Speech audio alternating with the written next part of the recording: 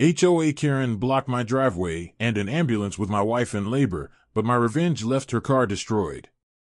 The day my daughter was born should have been the happiest of my life. Instead, it became a nightmare that still haunts me. Picture this, a quiet suburban street, the sound of sirens in the distance, growing louder. But they're not coming for us. They can't. Because between life and death stands a car, deliberately parked to block our driveway. And behind the wheel? A woman consumed by power, willing to risk a life to prove a point. I'm John, and this is no ordinary tale of neighborhood disputes. This is a story of how a moment of cruelty nearly robbed me of everything I hold dear. It's a testament to the strength of community, the power of friendship, and the lengths we'll go to protect our loved ones. As the minutes ticked by and my wife's cries grew more urgent, I realized we were in a battle against time, against bureaucracy, and against a level of malice I never thought possible in our quiet cul-de-sac. What unfolded next would not only change our lives forever, but would send shockwaves through our entire community. This isn't just my story. It's a wake-up call. A stark reminder that sometimes the greatest threats come not from strangers, but from those closest to home. And when faced with such a threat, how far would you go to save the ones you love?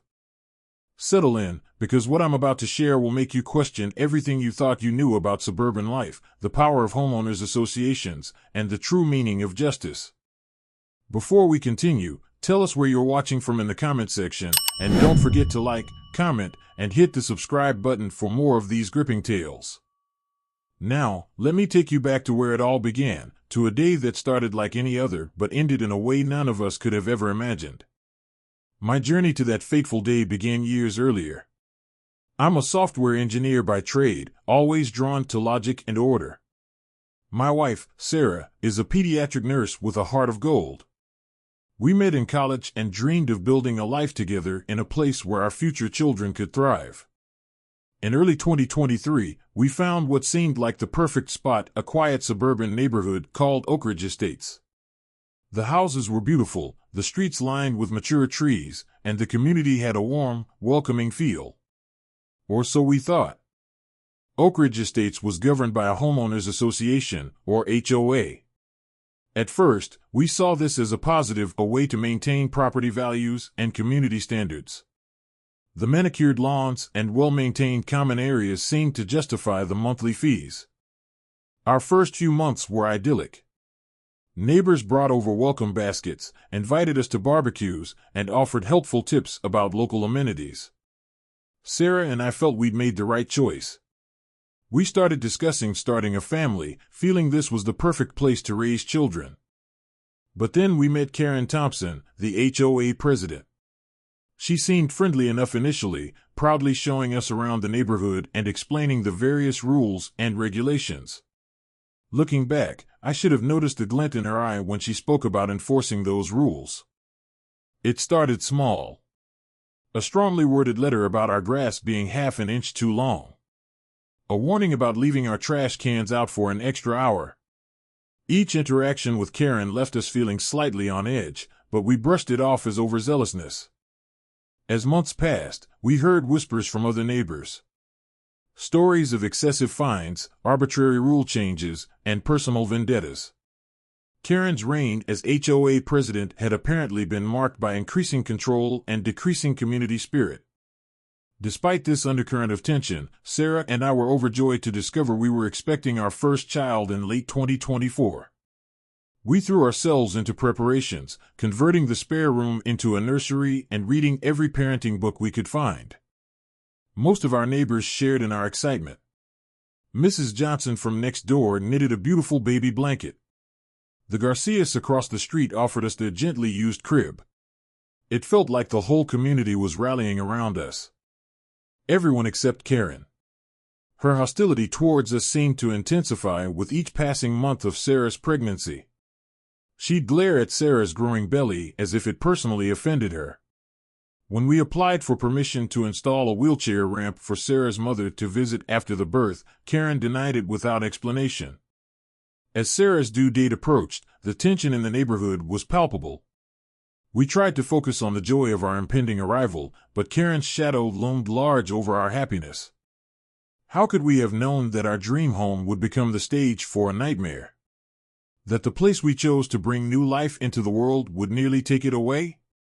As I look back now, I wonder, were there signs we missed? Could we have prevented what was to come? February 10th, 2025. A date forever etched in my memory. It was a crisp Tuesday morning, the air charged with the promise of spring. Sarah was 2 days past her due date, and we were on high alert. At 7:43 a.m., I was sipping my coffee when I heard Sarah's panicked voice from upstairs. "John, it's time." My heart raced as I sprinted up the stairs. Sarah was leaning against the wall, her face contorted in pain. Her water had broken, and contractions were coming fast. Too fast. This wasn't the gradual onset we'd prepared for in our birthing classes. With shaking hands, I dialed 911. The dispatcher's calm voice was a lifeline as she assured us an ambulance was on its way. I gathered our hospital bag and helped Sarah down the stairs, pausing every few steps as another contraction hit. That's when I saw it. Through our front window, a sickeningly familiar sight. Karen's red SUV, parked diagonally across our driveway, blocking any vehicle from entering or exiting. My blood ran cold. I eased Sarah onto the couch and rushed outside. Karen was standing by her car, arms crossed, a smug smile playing on her lips. "Karen, please," I pleaded, my voice cracking with desperation. "Sarah's in labor. We need to get to the hospital. Move your car." Her response chilled me to the bone. "Oh, is it that time already? Funny, I don't recall approving any births in the neighborhood this week." I stood there, dumbfounded. Was this really happening? "This isn't a joke, Karen. This is an emergency." "An emergency?" she scoffed. "Like the emergency of your unapproved lawn ornaments? Or the crisis of your holiday lights being up 2 days past the allowed date?" As I argued with Karen, neighbors began to emerge from their homes, drawn by the commotion. Mrs. Johnson approached, her face etched with concern. "Karen, dear, surely you can see this is serious. Let them through." Karen rounded on her. "Stay out of this, Edna. This is HOA business." The wail of sirens grew louder. The ambulance was approaching, but where would it park? How would they get Sarah out? Panic clawed at my throat. I ran back inside to check on Sarah. She was pale, sweat beading on her forehead, her breaths coming in short gasps. "John," she whispered, "something's wrong. It hurts so much." The ambulance arrived, parking at the end of our long driveway. Paramedics jogged towards our house, equipment in hand, but stopped short when they saw the blocked entrance. "Sir," one called out, "we need to get closer to transport your wife safely." I turned back to Karen, who stood unmoved. "You're going to let my wife and child die over some petty HOA grievances?" Her eyes narrowed. "You should have thought about that before repeatedly violating our community standards." Time seemed to slow down. Sarah's cries from inside the house, the murmurs of shocked neighbors, the frustrated paramedics trying to figure out how to reach us. This couldn't be happening. Not here, not now. In that moment of crisis, I remembered my old friend Michael, now the chief of police in our town. With trembling fingers, I dialed his number. "Mike, it's John. I need help. Now." I quickly explained the situation. Mike's voice was grave as he responded, "I'm on my way. John, whatever happens, document everything. This is beyond HOA jurisdiction now." As I ended the call, I looked at Karen, still standing defiantly by her car. Our neighbors had formed a semicircle, watching in horror as this scene unfolded. Sarah's cries grew more intense. With time running out and my wife's life at stake, I faced an impossible choice.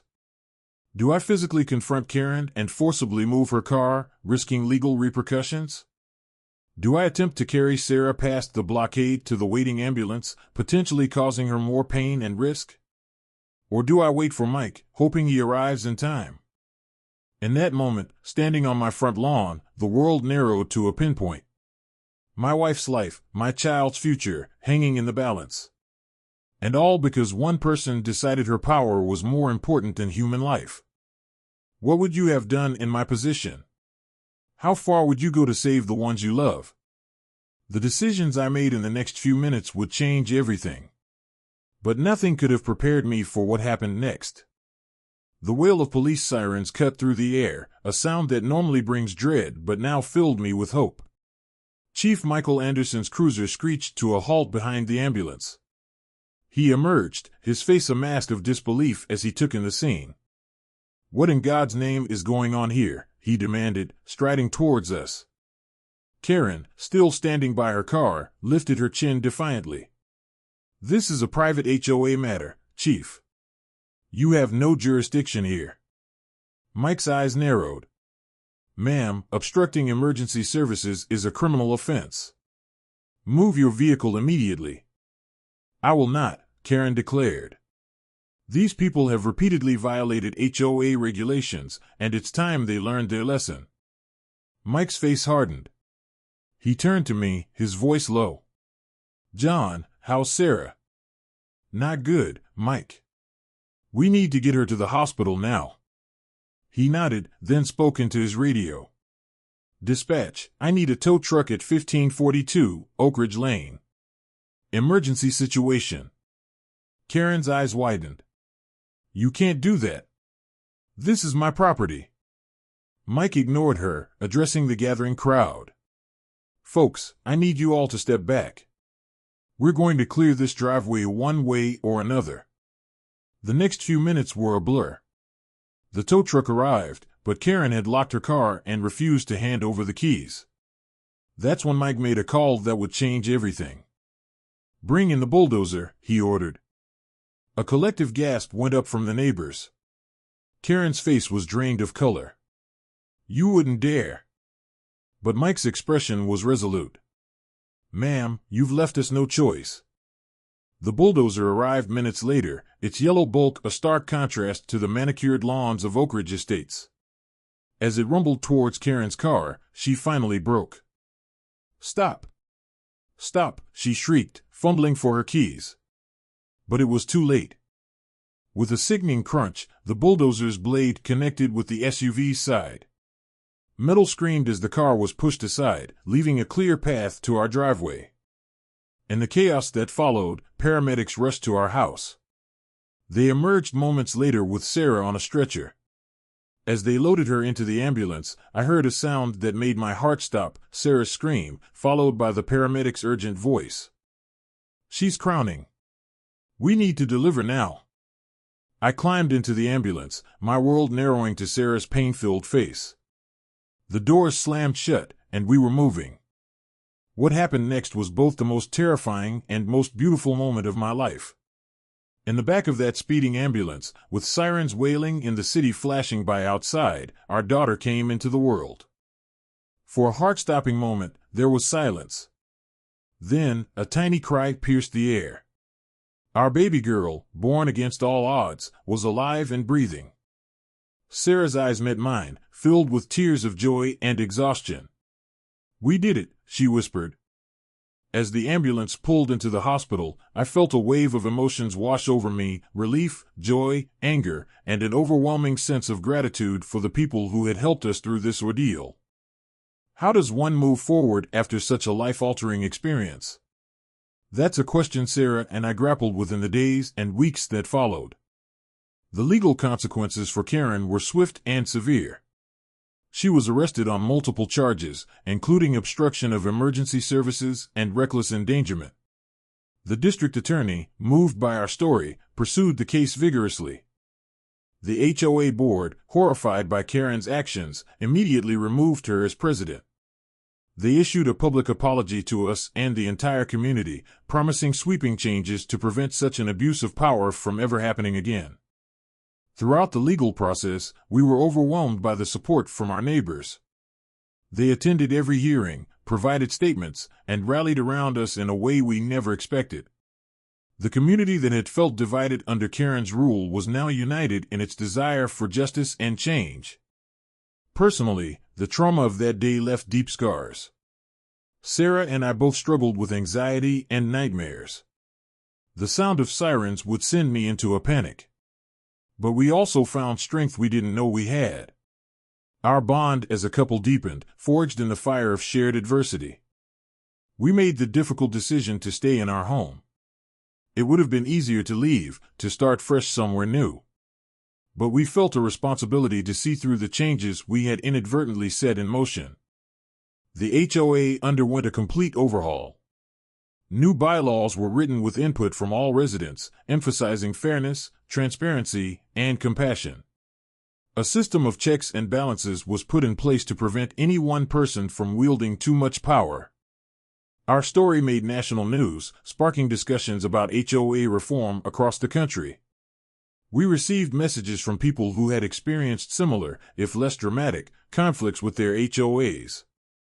It became clear that our experience, while extreme, was not unique. In Oak Ridge Estates, a new sense of community blossomed. Neighbors who had once avoided each other now came together for block parties and community projects. There was a renewed appreciation for the importance of looking out for one another.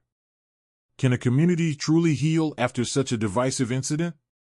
I believe it can, but it takes work. It requires open communication, a willingness to acknowledge past mistakes, and a shared commitment to doing better. Our daughter, Olivia, is a living reminder of both the fragility and resilience of life.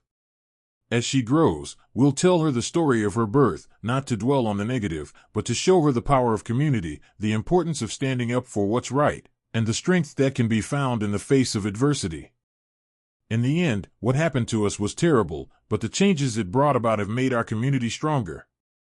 It's a reminder that even in our darkest moments, there's potential for growth and positive change. As we wrap up this incredible story, I want to leave you with a question to ponder.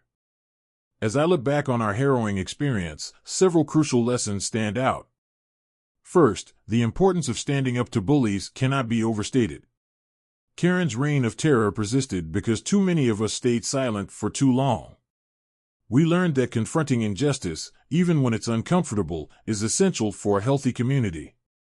Second, we witnessed firsthand the incredible power of community support. In our darkest hour, our neighbors rallied around us, offering not just sympathy, but taking action. This solidarity proved to be a formidable force against tyranny. Lastly, we realized the critical need for accountability in leadership positions. Karen's unchecked power led to a dangerous abuse of authority. It's clear now that systems must be in place to ensure leaders serve their communities, not themselves. Our story, while extreme, is not isolated. Across the country, similar incidents have occurred, sparking a national debate about the powers and limitations of HOAs. Many are questioning whether these organizations have too much control over private property rights. This debate extends to the role of local law enforcement in civil disputes. Our experience highlighted the gray area between HOA jurisdiction and criminal behavior. It's clear that better guidelines are needed to protect residents from overreach. How can we ensure that power doesn't corrupt those meant to serve their communities? This is a question that extends far beyond HOAs, touching on the very nature of leadership and governance. Our journey began with a simple dream of starting a family in a peaceful neighborhood. Instead, we found ourselves at the center of a storm that would reshape our community and our lives. From Karen's initial hostility to the terrifying moments when she blocked our driveway, from the dramatic intervention of law enforcement to the miraculous birth of our daughter Olivia, each moment has left an indelible mark on us. Today, our family and our community continue to feel the impact of those events. We've seen positive changes in HOA governance, a renewed sense of neighborly support, and a community-wide commitment to fairness and compassion. Our hopes for the future are rooted in the belief that positive change is possible, even in the face of adversity.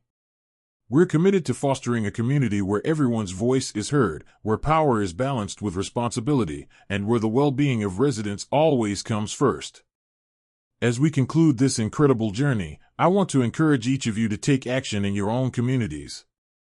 Research your HOA rights, attend meetings, and actively participate in decision-making processes. Your voice matters, and your involvement can prevent abuses of power. Remember, the strength of a community lies not in its rules or structures, but in the compassion and support its members show for one another. Our experience taught us that even in our darkest moments, the human spirit can triumph. As Olivia grows, we'll teach her that adversity can be a powerful catalyst for positive change. We hope our story inspires others to stand up for what's right, to support their neighbors, and to work tirelessly for a more just and compassionate world. Thank you for joining us on this journey. Together, we can build stronger, fairer communities, one neighborhood at a time. And don't forget to like, comment, share, and subscribe.